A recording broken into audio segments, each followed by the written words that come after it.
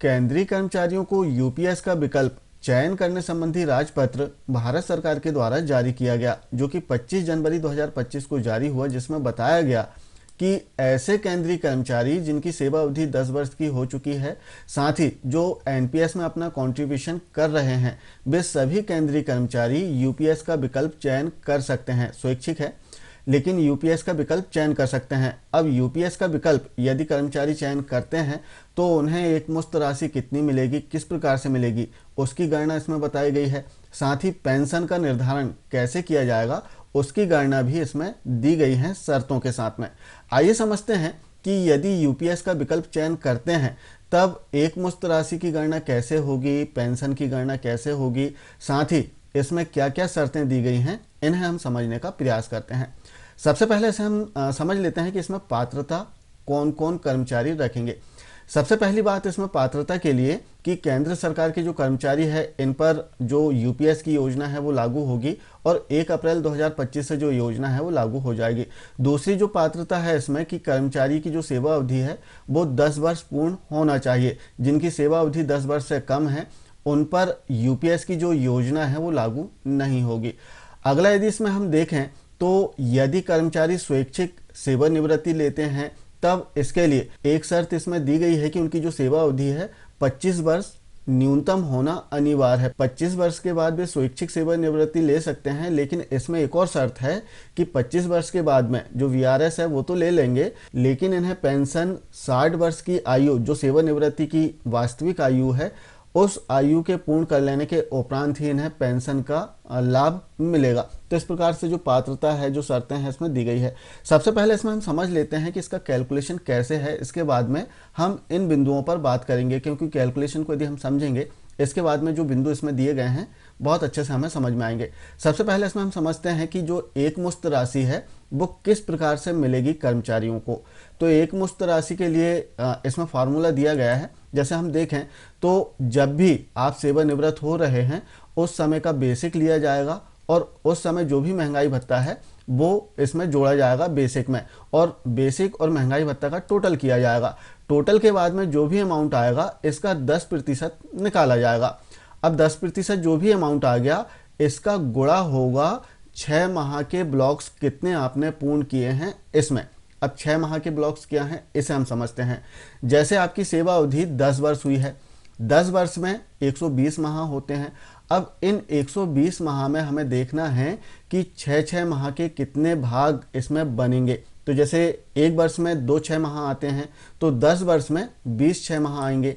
इसी प्रकार यदि 15 वर्ष की हम बात करें तो 15 वर्ष में 30 6 माह आएंगे, मतलब 6 माह का एक पार्ट, एक भाग, एक ब्लॉक्स। तो ऐसे इसमें हमें काउंट करना है। अब इस 10% में हम ब्लॉक्स का गुणा करेंगे। जैसे आपकी सेवा अवधि 10 वर्ष हुई है तब आपको 20 का गुणा इसमें करना है, तो यहाँ पर 1,48,420 रुपये आपको प्राप्त होगा यदि आपकी सेवा अवधि 10 वर्ष की हुई है। तो इस बेसिक के इस गणना के आधार पर यदि आपकी सेवा अवधि 15 वर्ष की हुई है तो इसमें 30 का गुणा हो जाएगा। इस प्रकार से हम देखें तो 2,22,630 रुपये मिलेगा। तो मुख्य यहाँ पर जो है वो 6 माह के कितने ब्लॉक्स आपके पूर्ण हो रहे हैं इसका गुणा आपको 10% में करना होगा। 10% किसका? आपका अंतिम बेसिक प्लस डीए के योग का 10%, इसमें गुणा होगा ब्लॉक्स का, और आपका जो एक मुश्त अमाउंट है, लमसम जो अमाउंट है वो निकल कर आ जाएगा। तो इस प्रकार से कर्मचारियों को एक मुश्त राशि दी जाएगी।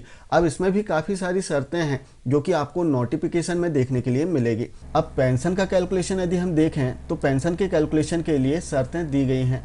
यदि कर्मचारी इन शर्तों को पूरा करता है तो सामान्य रूप से इनके पेंशन का कैलकुलेशन कर दिया जाएगा। सबसे पहले हम देख लेते हैं कि जो समान शर्तें हैं, यदि कर्मचारी इन 5 शर्तों को पूरा करता है तो इनका पेंशन का कैलकुलेशन कैसे होगा। जिसमें पहली शर्त है कि कर्मचारी की जो 25 वर्ष की सेवा अवधि है, अर्थात 300 माह की सेवा अवधि पूर्ण होना चाहिए। इसके बाद में जो इन्होंने अपना अंशदान जमा किया है वो नियमित रूप से जमा होना चाहिए, इसमें किसी भी प्रकार का मिसिंग नहीं होना चाहिए। अगला जो है कि कर्मचारी ने एनपीएस का जो उनका अमाउंट जमा हो रहा है उसके लिए निवेश का अतिरिक्त कोई विकल्प नहीं चुना है, अर्थात उन्होंने डिफ़ॉल्ट पैटर्न चुना है। जो गवर्नमेंट जहां एनपीएस का अमाउंट जमा करना चाह रही है वहीं पर कर्मचारी ने जमा किया है। इसके अतिरिक्त कर्मचारी ने किसी भी प्रकार का कोई पार्टियल विड्रॉल नहीं कराया है, जो आंशिक निकासी है, एनपीएस अमाउंट्स है, उसे नहीं निकाला है, तब इन 5 शर्तों के आधार पर कर्मचारियों की जो पेंशन है इसका कैलकुलेशन किया जाएगा, इसकी गणना की जाएगी। जिसमें बताया गया, पहली ही शर्त दी गई है कि कर्मचारी जब सेवानिवृत्त हो रहे हैं उस समय उनके अंतिम 12 माह का बेसिक देखा जाएगा। इन 12 माह के बेसिक को जोड़कर इसका औसत निकाला जाएगा। जैसे 12 माह का जो बेसिक है, आप देख सकते हैं 12 माह का बेसिक हो गया, इसे हमने टोटल किया 5,59,800 रुपये। अब इसमें इसका जो एवरेज है वो निकाला जाएगा। एवरेज निकालने के लिए जो भी टोटल आया है इसमें 12 का भाग दे देंगे। इस प्रकार से यदि हम देखें तो जो 12 का भाग देने के बाद में जो औसत आया है 46,650 रुपये। अब यदि कर्मचारी इन 5 शर्तों को पूरा करता है तो इनकी जो पेंशन है वो किस प्रकार से निर्धारित की जाएगी। पेंशन के लिए समान है कि जो भी इनका औसत आया है इसका 50% कर दिया जाएगा, प्लस उस समय जो भी डीए मिल रहा है वो डीए इसमें जोड़ दिया जाएगा, और इस प्रकार से इनके पेंशन का निर्धारण हो जाएगा। अर्थात जो भी औसत आया हुआ है इसका 50% और 50% में वर्तमान में उस समय जो भी डीए मिल रहा होगा वो डीए जोड़कर इनके पेंशन का निर्धारण कर दिया जाएगा, यदि कर्मचारी इन 5 शर्तों को पूरा करता है तब। और यदि कर्मचारी इन 5 शर्तों को पूरा नहीं करता है तब इसके लिए अलग अलग फॉर्मूले नोटिफिकेशन में दिए गए हैं, जिन्हें समझना बहुत ज़रूरी है। आइए चलते हैं अब हम नोटिफिकेशन की ओर कि उसमें शर्तें क्या क्या दी गई हैं। जैसे हम देखें तो जो नोटिफिकेशन, जैसे हमने इसमें बात कर लिया कि जो केंद्रीय कर्मचारी हैं उन पर लागू होगी, जिनकी सेवा अवधि 10 वर्ष की पूर्ण हो चुकी है, केवल उन पर ही यूपीएस का जो योजना है वो लागू की जाएगी। 10 वर्ष से कम जिनकी सेवा अवधि है उन पर लागू नहीं होगी। 25 वर्ष की जो सेवा अवधि है न्यूनतम पूरी होना चाहिए, तभी कर्मचारी स्वैच्छिक सेवानिवृत्ति ले सकते हैं। और स्वैच्छिक सेवानिवृत्ति लेने के बाद भी उन्हें पेंशन के लिए 60 वर्ष की जो आयु है सेवानिवृत्ति की, इसका इंतजार करना होगा। 60 वर्ष की आयु के पश्चात ही फिर इन्हें पेंशन प्रारंभ कर दी जाएगी। हो सकता है कि कर्मचारी की आयु 55 वर्ष है और उनकी सेवा अवधि 25 वर्ष पूर्ण हो गई, तब वे अपनी स्वैच्छिक सेवानिवृत्ति ले सकते हैं। लेकिन 55 वर्ष की आयु में स्वैच्छिक सेवानिवृत्ति लेने के बाद में अब पेंशन के लिए उन्हें 5 साल और इंतजार करना होगा, अर्थात 60 वर्ष के बाद ही कर्मचारियों को पेंशन प्रारंभ होगी। अब इसमें आगे और भी दिया गया है कि यदि सेवा से हटाते हैं, बर्खास्त किया गया है, कर्मचारी ने इस्तीफा दिया है, इस मामले में लागू नहीं होंगे एकीकृत पेंशन योजना के जो विकल्प है वो लागू नहीं होंगे। अब इसमें इसके जो लाभ हैं वो बताए गए हैं, जिसमें बताया गया है कि अंतिम 12 माह का जो बेसिक था उसका औसत निकाला जाएगा, इसका 50% किया जाएगा, और उस समय जो भी डीए मिल रहा है वो इसमें जोड़कर इन्हें पेंशन के रूप में दिया जाएगा। और इसके लिए 25 वर्ष की जो न्यूनतम सेवा अवधि है वो कर्मचारी को पूर्ण करना अनिवार्य है। 25 वर्ष अर्थात 300 माह।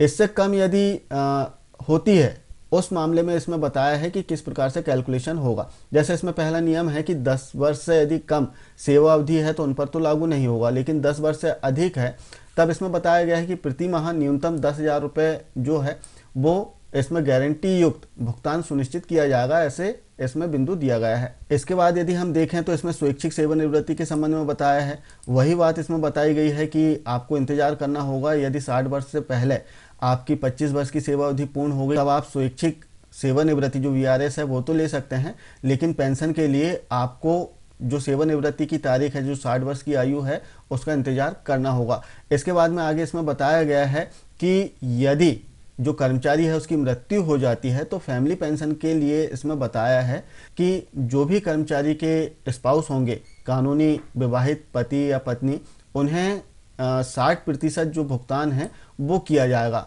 जैसे एक एग्जांपल हम लेते हैं कि कर्मचारी को, एक एग्जांपल के लिए कि जो सेवानिवृत्त कर्मचारी है उन्हें पेंशन 10,000 रुपये मिल रहा है, अब उनकी मृत्यु हो गई तो मृत्यु के पश्चात 10,000 का 60% जो फैमिली पेंशन के रूप में दिया जाएगा उनके स्पाउस को। 60% अर्थात 10,000 रुपये मिल रहा था तो 6,000 रुपये उनके स्पाउस को फैमिली पेंशन के रूप में दिया जाएगा। इसके बाद के बिंदु को हम देखें तो इसमें बताया गया है कि जो महंगाई भत्ता है वो समय समय पर जैसे जैसे बढ़ेगा वैसे ही पेंशन जिन्हें मिल रही है उनके साथ भी जो महंगाई भत्ता है, जो डीए है, वो बढ़ा दिया जाएगा। इसके बाद यदि हम देखें तो अन्य और भी निर्देश दिए गए हैं। इसमें व्यक्तिगत कापर्स, पूल कापर्स के विषय में भी बताया गया है, जो कि हम अभी कैलकुलेशन में समझेंगे। अब जैसे इसमें बताया गया है कि कर्मचारी के अंशदान और उसी के बराबर केंद्र सरकार के अंशदान के साथ एक व्यक्तिगत कापर्स और केंद्र सरकार के अतिरिक्त अंशदान के साथ एक पूल कॉपर्स इसमें बनेगा। अब अंशदान की यदि हम बात करें तो अंशदान कर्मचारियों का 10% और इसमें बता दिया गया है कि उसी के बराबर अर्थात अब जो गवर्नमेंट है वो भी 10% इसमें कंट्रीब्यूशन देगी एनपीएस में। अब यहाँ पर जैसे पहले की हम बात करें तो 14% एम्प्लॉयर का कंट्रीब्यूशन था, तो यहाँ पर 14% से कम अब 10% मिलेगा। इसके पश्चात इसमें हम देखें तो अन्य और भी निर्देश दिए गए हैं एनपीएस के जो निवेश है उसके संबंध में। जैसे हम देखें तो जो आईसी है, जो इंडिविजुअल कॉपर्स है, इसके लिए बताया गया है कि कर्मचारी केवल व्यक्तिगत कॉपर्स के लिए ही निवेश के विकल्प को अपना सकते हैं। कहने का तात्पर्य यदि इसे हम समझें तो जो आपका अमाउंट है इसे आप कहाँ इन्वेस्ट करना चाह रहे हैं, आपका जो व्यक्तिगत कॉपर्स है, जो आईसी है, जो इंडिविजुअल कॉपर्स है, उसे आप कहाँ निवेश करना चाह रहे हैं, इसके लिए आप विकल्प का चयन कर सकते हैं। लेकिन आगे इसमें बताया गया है कि जो आपका पेंशन का प्रकरण होगा, पेंशन का जो गणना होगी वो डिफ़ॉल्ट पैटर्न पर की जाएगी। अब डिफ़ॉल्ट पैटर्न पर कैसे होगी इसे हम समझेंगे। इसे एक और एग्जांपल से हम समझते हैं। जैसे आईसी जो व्यक्तिगत कॉपर्स है आपका, आपने निवेश का विकल्प चुना। निवेश के विकल्प में यदि गवर्नमेंट निवेश करती तो हो सकता है कि उसका जो अमाउंट है 5 लाख रुपए होता, लेकिन आपने निवेश का विकल्प स्वयं चुना कि आपको कहाँ निवेश करना है अपने अमाउंट को, अपने व्यक्तिगत कॉपर्स को, और उसका जो अमाउंट है 5,50,000 रुपये हो गया। तब जो अतिरिक्त 50,000 रुपये है, शासन को जो कल्पना थी कि 5 लाख रुपए होगा, लेकिन 5 लाख से अधिक आपका अमाउंट हो गया। तब 5 लाख से अधिक 50,000 रुपये आपका हुआ है, तो जो 50,000 रुपये अधिक हुआ है वो आपको कैश दे दिया जाएगा, और गवर्नमेंट जो बीसी है वो 5 लाख रुपए उनका अनुमान था, तो 5 लाख के आधार पर इसकी गणना कर ली जाएगी। अतिरिक्त जो राशि होगी वो आपको दे दी जाएगी, और जो गवर्नमेंट का अनुमान है, जो बीसी है, बेंचमार्क कॉपर्स, उसके आधार पर आपके पेंशन की गणना की जाएगी। इसमें दूसरी कंडीशन भी होगी। जैसे गवर्नमेंट का जो बीसी है, बेंचमार्क कॉपर्स जो है, वो 5 लाख रुपए हुआ है और कर्मचारी ने स्वयं निवेश किया है, और उसका जो निवेश है उसकी वैल्यू जो है 4,50,000 रुपये हो गई, अर्थात 5 लाख से कम हो गई है। तब ऐसी कंडीशन में जो निश्चित है कि पेंशन कम बनेगी, क्योंकि यहाँ पर भाग दिया जाता है आईसी बटे बीसी का। तो यहाँ पर 4,50,000 बटे 5 लाख का भाग होगा। एक एग्जाम्पल हम दे रहे हैं। तो इस प्रकार से इसमें जो गणना है डिफ़ॉल्ट पैटर्न के आधार पर की जा रही है। इसके अतिरिक्त यदि हम देखें तो अन्य और भी निर्देश दिए गए हैं। सेकंड चीज़ यदि इसमें हम देखें तो एक और महत्वपूर्ण बिंदु दिया गया है यूपीएस के संबंध में। यदि कर्मचारी, जैसे हम बात करें एनपीएस की, तो एनपीएस क्या है? National pension system. लेकिन यूपीएस क्या है? यूनिफाइड पेंशन स्कीम है। जो यूनिफाइड पेंशन स्कीम है, कर्मचारी चाहे तो इस स्कीम को ऐड कर सकता है, और यदि कर्मचारी नहीं चाहे कि हमें नहीं चाहिए यूपीएस, तो वो इसे रिजेक्ट कर सकता है। कोई अनिवार्य नहीं है कि कर्मचारी को यूपीएस लेना ही है। इसके अतिरिक्त इसमें अन्य और भी बिंदु दिए गए हैं। बिंदु आप देखेंगे तो आप अच्छे से आपको अध्ययन करना पड़ेगा। जैसे आप यहाँ पर देख सकते हैं कि यदि एक बार आपने यूपीएस का चयन कर लिया, वो आपका अंतिम निर्णय होगा। यूपीएस से आप पुनः एनपीएस पर नहीं जा सकते, अर्थात इसे बदल नहीं सकते आप, यदि आपने यूपीएस का चयन कर लिया है तो। और यदि आपने यूपीएस का चयन कर लिया है, तब जो न्यू पेंशन सिस्टम के अंतर्गत, एनपीएस के अंतर्गत जो आपका अंशदान जमा हुआ है, वो आपके व्यक्तिगत कॉपर्स में ट्रांसफर कर दिया जाएगा यदि आप यूपीएस का चयन करते हैं तो। इस प्रकार से बिंदु इसमें दिए गए हैं। आगे यदि हम देखें तो इसमें शर्तें भी बताई गई हैं, जिसमें बताया गया कि जो बेंचमार्क कॉपर्स है, जो बीसी है, बेंचमार्क कॉपर्स, इसके जो मूल्य है, इसकी गणना किस प्रकार से की जाएगी, पूर्व अनुमान जो है वो बताया गया है। जिसमें पहली शर्त दी गई है कि जो एम्प्लॉय और एम्प्लॉयर का कंट्रीब्यूशन है वो नियमित होना चाहिए, इसमें किसी भी प्रकार की मिसिंग नहीं होना चाहिए। दो और बिंदु इसमें दिए गए हैं, जिसमें बताया गया है कि डिफ़ॉल्ट पैटर्न्स के आधार पर आपकी जो गणना है वो की जाएगी।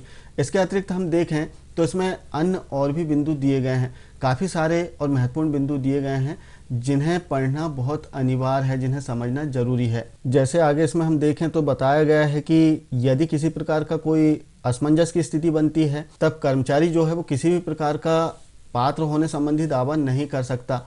जैसे असमंजस की स्थिति ऐसे कि हो सकता है किसी कर्मचारी को अधिक, किसी कर्मचारी को कम पेंशन निर्धारित की जाए, तो ऐसी स्थिति में आप किसी भी प्रकार का दावा यूपीएस में नहीं कर पाएंगे। साथ ही इसमें आप देख सकते हैं कि प्रभावी तिथि है वो बताई गई है और इसके अतिरिक्त इसमें गणना बताई गई है कि किस प्रकार से गणना की जाएगी। जो शर्तें हैं इस पर हमने चर्चा किया कि यदि इन 5 शर्तों को कर्मचारी पूरा करता है तो समान रूप से उसकी गणना कर ली जाएगी। अंतिम 12 माह का जो बेसिक होगा उसे जोड़कर उसका एवरेज निकाला जाएगा और उसमें वर्तमान में जो भी डीए मिल रहा है वो डीए जोड़कर कर्मचारी को पेंशन के रूप में दे दिया जाएगा। तो पहली जो गणना है परिदृश्य 1 आप देख सकते हैं, इन 5 शर्तों को यदि पूरा करता है तब समान गणना होगी। इसके बाद में यदि हम देखें तो इसमें अन्य और भी गणना दी गई है। जैसे कर्मचारी ने अपनी जो सेवा अवधि है 15 वर्ष पूर्ण की है तब उसकी गणना यहाँ पर आप देखेंगे कि जो फार्मूला है वो दिया गया है P/2। तो P तो जो है एवरेज निकल कर आ जाएगा, जो भी बेसिक होगा 12 माह का वो निकालना है, उसका 2 में भाग देना है। अब यहाँ पर जो Q/300 लिखा है, अब चूंकि 15 वर्ष सेवा अवधि कर्मचारी ने पूरा किया है, 15 वर्ष अर्थात 180 माह। अब 180/300 करना होगा यहाँ पर गुणा IC/BC। अब यहाँ पर जो बेंचमार्क कॉपर्स है, जो इन्वेस्टमेंट था कर्मचारी का कॉन्ट्रीब्यूशन, वो गवर्नमेंट के आधार पर हुआ है, उन्होंने अपना स्वयं का निवेश नहीं चुना था। तो बेंचमार्क कॉपर्स 3 लाख रुपए है, तो निश्चित रूप से कर्मचारी का भी जो व्यक्तिगत कॉपर्स होगा, जो इंडिविजुअल कॉपर्स होगा वो 3 लाख रुपए होगा, क्योंकि उन्होंने इंडिविजुअल कॉपर्स में किसी भी प्रकार का निवेश का विकल्प चयन नहीं किया है। उन्होंने स्वेच्छा से किसी भी प्रकार का विकल्प नहीं किया है। जो शासन ने उसमें निवेश किया है उसी निवेश में वो रहे हैं।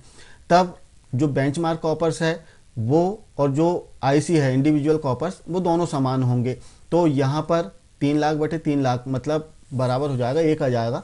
तो यहाँ पर 1 का गुणा होगा। हाँ, यहाँ पर यदि सेवा अवधि 15 साल किया है इन्होंने अपनी पूर्ण, तो 15 वर्ष में 180 माह होंगे, तो 180/300 होगा और इसके आधार पर जो भी बेसिक आएगा उसमें वर्तमान में जो भी महंगाई भत्ता लागू होगा वो जोड़कर इन्हें पेंशन के रूप में दिया जाएगा। जैसे आप गणना देख सकते हैं, यहाँ पर 45,000 रुपये जो है वो बेसिक का एवरेज निकल कर आया था अंतिम 12 माह का, इसमें 2 का भाग दे दिया। अब 180, यहाँ पर 180 माह कर्मचारी की सेवा अवधि हुई थी। अब चूंकि गणना जो हो रही है डिफ़ॉल्ट पैटर्न पर, आपने पहले देखा था डिफ़ॉल्ट पैटर्न, तो यहाँ पर आप देख सकते हैं कि 300 माह का ही इसमें भाग होगा। अब यहाँ पर ऐसा भी हो सकता है कि कर्मचारी जो है, हो सकता है कि 360 माह, 370 माह, 380 माह उन्होंने अपनी सेवा अवधि दी हो, तो यहाँ पर 370, 350, 360 ऊपर नहीं आएगा। यहाँ पर 300 ही मैक्सिमम लिखना होगा।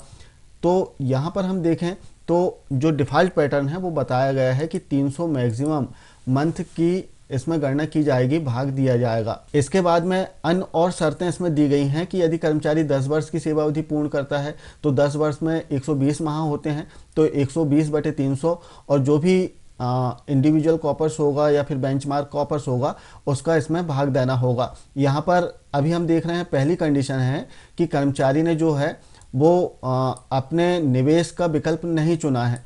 जो गवर्नमेंट निवेश जहां पर करना चाह रही थी वहीं पर उन्होंने निवेश करवा लिया है। तो इस प्रकार से दोनों जो आईसी और जो बीसी है वो सेम रहेंगे। लेकिन यदि कर्मचारी निवेश का विकल्प चुनता है यहाँ पर, तो हो सकता है कि यहाँ पर जैसे 2,50,000 रुपये है और कर्मचारी ने निवेश का विकल्प चुना है, तो हो सकता है कि यहाँ पर 3 लाख हो जाए। तो यहाँ पर 3 लाख नहीं आएगा, बल्कि कैसे होगा कि जो बीसी है, बीसी से अतिरिक्त जो भी अमाउंट होगा, जैसे ऊपर 3 लाख रुपए है तो बीसी जो है 2,50,000 रुपये है, 50,000 रुपये अतिरिक्त है। तो जो 50,000 रुपये अतिरिक्त है वो सीधे कर्मचारी को कैश दे दिया जाएगा और जो बीसी है वही अमाउंट यहाँ पर आ जाएगा और इसका भाग देना होगा। लेकिन दूसरी कंडीशन भी इसमें होगी कि हो सकता है कि जो आईसी है, जो कर्मचारी ने अपना निवेश किया है, हो सकता है कि वो कम हो। यहाँ पर जो बीसी है बेंचमार्क कॉपर्स उससे कम हो, यहाँ 2,50,000 रुपये है, तब हो सकता है कि यहाँ पर कर्मचारी का जो निवेश है उसकी वैल्यू 2 लाख रुपए है, तब यहाँ पर 2 लाख रुपए लिखा जाएगा और नीचे 2,50,000 रुपये। इसका भाग देने के बाद में जो भी आएगा वो पेंशन के रूप में निर्धारित किया जाएगा। तो जो शर्तें हैं वो नीचे आप देख सकते हैं कि यदि कर्मचारी अपना विकल्प चयन करता है और बेंचमार्क से जो आईसी है वो कम होता है या अधिक होता है, तब किस प्रकार से गणना की जाएगी। जैसे आप देखेंगे कि बेंचमार्क से जो आईसी है, जो इंडिविजुअल कॉपर्स है, वो कम है। यहाँ पर कर्मचारी ने स्वयं अपना निवेश किया था तो वो कम हो गया है, तब किस प्रकार से गणना की जाएगी उसका एग्जाम्पल दिया गया है। इसके अतिरिक्त यदि कर्मचारी अपना निकासी करता है तो किस प्रकार से उसकी गणना होगी, जो पार्टियल विड्रॉल है यदि कर्मचारी ने किया है तो उसका कैलकुलेशन कैसे किया जाएगा, वो भी इसमें दिया गया है। तो इस प्रकार से काफ़ी सारी शर्तें इस नोटिफिकेशन में दी गई है जिन्हें आपको समझना अनिवार्य है। यदि हम समझें पेंशन की गणना की कर्मचारी जब सेवानिवृत्त हो रहे हैं तो उनके अंतिम बेसिक का 50% करके जो भी डीए है वो दे दिया जाएगा, तो ऐसा यूपीएस में नहीं है। इसमें काफ़ी सारे शर्तें दी गई हैं कि किन शर्तों के आधार पर आपको एक मुश्त राशि मिलना है या फिर जो पेंशन है उसकी गणना कैसे की जाएगी। दूसरी बात इसमें दी गई है जिसका उल्लेख नहीं है, जो आपका कॉन्ट्रीब्यूशन है 10%, वो कब कैसे दिया जाएगा इसका उल्लेख इस नोटिफिकेशन में आपको देखने के लिए नहीं मिलेगा। एक मुश्त राशि का उल्लेख इसमें है, लेकिन जो कंट्रीब्यूशन है आपका 10% का और जो एम्प्लॉयर का कंट्रीब्यूशन है वो राशि कब वापस होगी, कैसे वापस किया जाएगा, उस संबंध में नोटिफिकेशन में नहीं लिखा है। तो आशा है नोटिफिकेशन के संबंध में आप समझ पाए होंगे और इसका अध्ययन करने के बाद ही आप समझ पाएंगे कि इसमें क्या क्या लाभ हैं और क्या क्या नुकसान है। तो आशा है जानकारी आप समझ पाए होंगे। मिलते हैं कुछ इसी प्रकार की जानकारियों के साथ में नेक्स्ट वीडियो में। तब तक के लिए जय हिंद।